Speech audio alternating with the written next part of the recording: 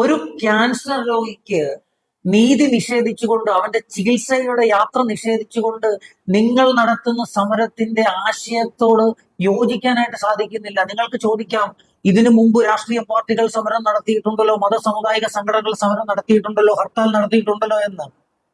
തീർച്ചയായിട്ടും ഉണ്ട്. അങ്ങനെ അക്രമ സംഭവങ്ങൾ ഉണ്ടായിട്ടുണ്ടെങ്കിൽ തീർച്ചയായിട്ടും അതിനെ അംഗീകരിക്കുന്നില്ല. രോഗി രോഗത്തിന്റെ മുമ്പിൽ ഇങ്ങനെ പറയരുത്. ഒരു രോഗിയോട് അങ്ങനെ പറയരുത്. ഞാൻ ക്യാൻസർ പേഷ്യന്റാ. ദിവസം മുമ്പ് പ്രഖ്യാപിച്ച ഹർത്താലാണ്. നിങ്ങൾ ജനങ്ങൾ സഹകരിച്ചാൽ മതിയോ? രോഗം വന്നത് ചോദിച്ചിട്ടാണോ? രോഗം വന്നത് ചോദിച്ചിട്ടാണോ? നോട്ടീസ് അടിച്ചോടെ രോഗം തന്നെ. നിങ്ങൾ എനിക്ക് പോകാൻ പറ്റണ്ട എന്റെ ശാരീരിക പ്രശ്നം. കാരണം ഇത്രയും പ്രാകൃതമായിട്ട് നമ്മൾ ചിന്തിക്കാൻ പാടില്ലായിരുന്നു.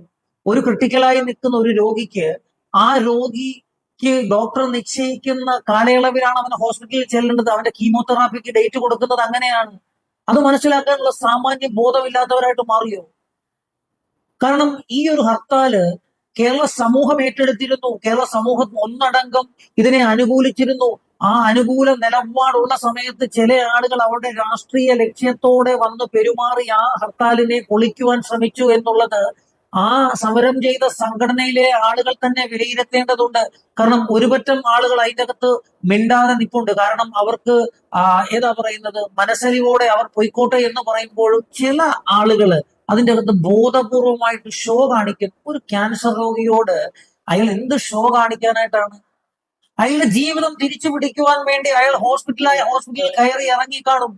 അവസാനത്തെ കച്ചിത്തുരുമ്പെന്നുള്ള രീതിയിൽ അദ്ദേഹത്തിന് ഡോക്ടർ നിശ്ചയിച്ചിരിക്കുന്ന ചികിത്സ നേടുവാനും അയാളുടെ കുടുംബത്തെ തിരിച്ചു പിടിക്കുവാനും ചെല്ലുമ്പോൾ, ഒരു നീതിക്ക് വേണ്ടി നമ്മൾ പോരാടുമ്പോൾ മറ്റുള്ളവന്റെ നീതി നിഷേധിച്ചുകൊണ്ടാകരുത് സമരങ്ങൾ നടത്തുന്നത്.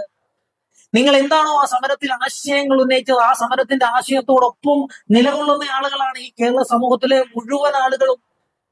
ഈ ഞാനടക്കം പ്രതികരിക്കുകയുണ്ടായി. നിതിൻ രാജിന്റെ കുടുംബത്തിന് നീതി ലഭിക്കണം. അതേപോലെയുള്ള അനിഷ്ട സംഭവങ്ങൾ ഇനിയും കേരളത്തിലും ഇന്ത്യയിലും ഉണ്ടാകാൻ പാടില്ല എന്നുള്ള അഭിപ്രായക്കാരനാണ് ഞാനും നിങ്ങളും അടങ്ങുന്ന കേരള സമൂഹം. പക്ഷെ ഇവിടെ നിങ്ങൾ ചെയ്തത് ഒരിക്കലും ന്യായീകരിക്കാൻ പറ്റുന്ന ഒരു കാര്യമല്ല. ഇതിനെ ന്യായീകരിച്ച് പോസ്റ്റിടുന്ന ആളുകൾ ഉണ്ടാകാം. പക്ഷെ അവരുടെയൊക്കെ മനോനില നമ്മൾ പരിശോധിക്കാതെ പോകരുത്. തെറ്റ് കണ്ടാൽ തെറ്റാണെന്ന് തന്നെ പറയാൻ പഠിക്കണം. അഞ്ചരക്കണ്ടിയിലെ ദന്തൽ കോളേജിലെ ഡോക്ടർ റാം എന്ന് പറയുന്ന ആളിന്റെ വസതി നിങ്ങൾക്കറിയാമല്ലോ. ഒരാളെങ്കിലും പോയി ഒരു സമരം അതിന്റെ മുമ്പിൽ നിന്ന്, ആ വീടിന്റെ മുമ്പിൽ നിന്ന് സമരം ചെയ്യാൻ തയ്യാറായോ? ആകപ്പാടെ എനിക്ക് തോന്നുന്നു KPMS മാത്രമാണെന്ന് തോന്നുന്നു ആ കോളേജിലേക്ക് ഒരു സമരം നടത്തിയത്. ഇവിടുത്തെ വിദ്യാർത്ഥി സംഘടനകളും യുവജന സംഘടനകളും ഒക്കെ സമരം നടത്തി. തീർച്ചയായിട്ടും ഈ സമരത്തെ കുറച്ചു കാണുകയല്ല, ഈ സമരം അനിവാര്യമായിരുന്നു.